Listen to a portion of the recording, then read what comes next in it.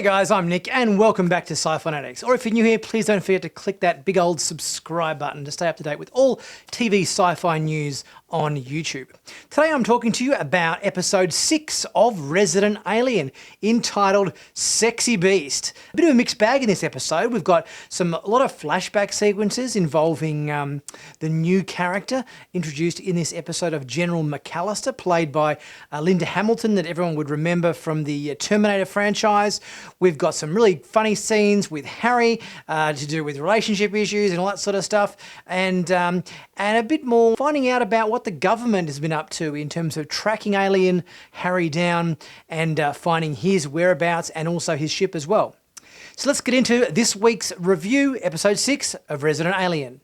So I really enjoyed the flashback sequence in this episode, which began the episode, which was involving Linda Hamilton's General McAllister character as a young girl living on a lighthouse with her father in the 1960s, and her first exposure to extraterrestrials or whatever. So it was a very nice tone in this opening sequence. It was sort of a bit of like a retro horror movie kind of tone, you know, or like a sort of an Amazing Story or Twilight Zone kind of episode. So I thought that was a nice, cool, refreshing start to this episode. And we then lapsed into a kind of a nice little domestic relationship sort of montage between Harry and Isabel, where they're just sort of going about their day-to-day life, cooking and eating and throwing stones quite badly on the lake there. So yeah, all this sort of nice, funny little moments where we get Harry trying to live a normal human life and, you know, making mistakes as Harry tends to do. We then get our first look at General McAllister, played by Linda Hamilton, who obviously is the general now in the US government. She's overseeing this alien capture mission. She's obviously been obsessed with uncovering the secrets behind extraterrestrials since she was a girl living on her lighthouse with her father so many years ago. And she's obviously tasked Lieutenant Logan with the job of tracking down the whereabouts of Harry and his ship. And he obviously gets paired up with this other character who doesn't seem like she's a member of the government, because she wasn't part of the briefing. She didn't have a uniform on. She's sort of a person working outside of the military that General McAllister has brought in. I'm wondering whether there might be something a little bit funny about her, because I know, obviously, remember in that earlier episode, she's the one that killed that cowboy that had the story to tell about Harry the alien. She murdered him, and Lieutenant Logan wasn't too happy about that and saying that are they both working under different rules or guidelines and whatnot. So yeah, I think there's a bit more behind Lisa that we haven't found out about yet. So whether that will reveal itself in the next episode or two, we'll have to wait and see. And then next we get the arrival of the new doctor in town, Dr. Ethan, who is very handsome and is somewhat threatening to Harry's masculinity. Obviously everybody in town is kind of swooning over this guy, and he's obviously very skilled and very experienced, and Harry is feeling very, very threatened, both personally and professionally, by this guy. And there's a lot of funny moments in this episode where he's constantly trying to kind of one up Ethan and prove that he's better and everything,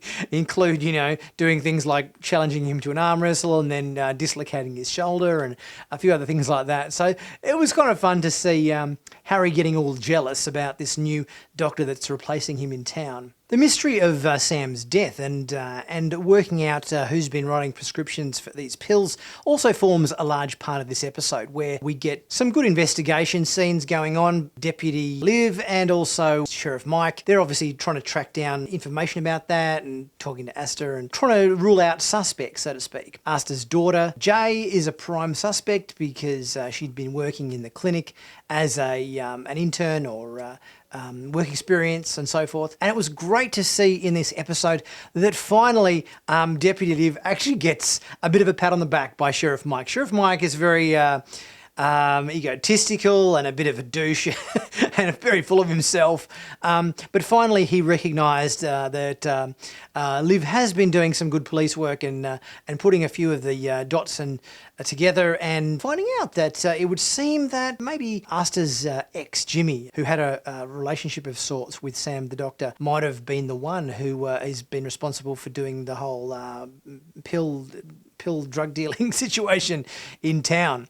So it was good to see Liv finally get a bit of kudos for all of the good police work she's been doing over the past few episodes. I love the scene in the school classroom where Sheriff Mike is playing good cop, bad cop with himself to kind of try to interrogate the student who he thinks is the one who's been selling the pills at parties and whatnot. But obviously, meanwhile, Liv's doing all of the real police work out in the hallway, interviewing other students and getting to the bottom of things in much better detail, rather than just what Sheriff Mike is doing, which is kind of I don't know, comparing how to use dating apps or something on his phone with the students. So he's not the best cop. He thinks he is, but he's not really very good. Now that Harry's left the clinic, it would seem that he can resume his hunting down of his spaceship parts with a little bit more freedom, although he's kind of having to deal with his wife in town, which kind of is cramping his style a little bit, because he obviously wants to get back to tracking down the rest of his bits and pieces that he's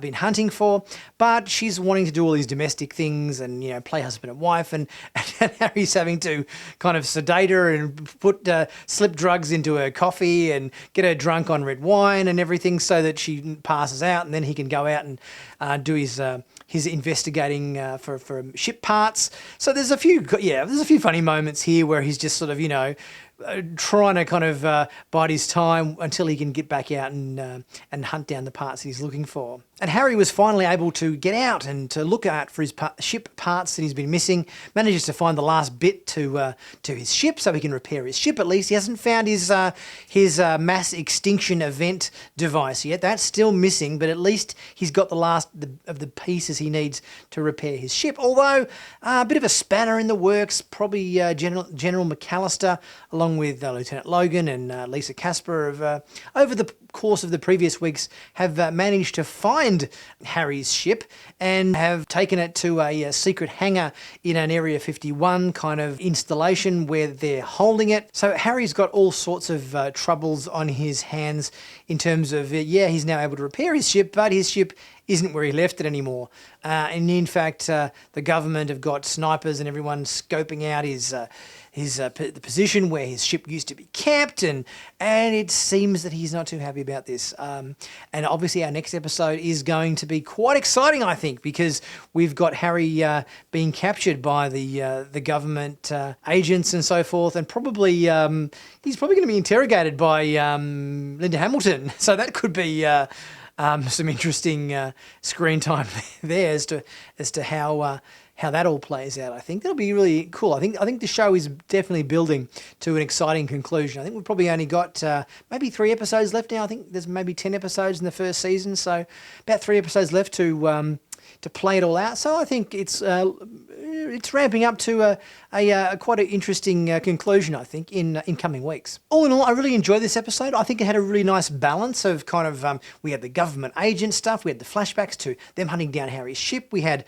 some funny relationship scenes between Harry and Isabel, as well as the rivalry between the new doctor Ethan and Harry in the bar and in the surgery and the clinic and everything, where he's always been trying to outdo the new doctor and everything. So there's some really kind of cute comedic moments in that, which I enjoyed.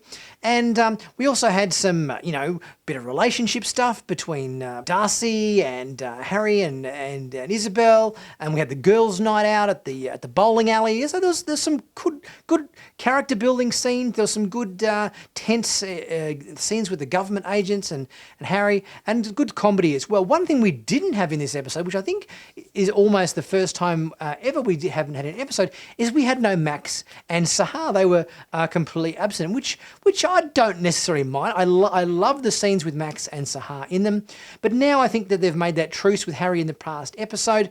Obviously, we've having a break from that dynamic in this episode, which was still fun. We still had some really interesting scenes in this episode, and maybe we'll see Max and Sahar come into things again in the next episode or after that, and see how their newfound relationship with Harry is working differently now they've come to that truce. So guys, please tell me what your thoughts were on this episode. Did you like it? Did you like the appearance of Linda Hamilton? Do you think she was well cast as this government general? I think she was. I enjoyed seeing her on screen in this capacity. And yeah, let me know how you're liking Resident Alien and if you're excited for the next and final 3 episodes of the show.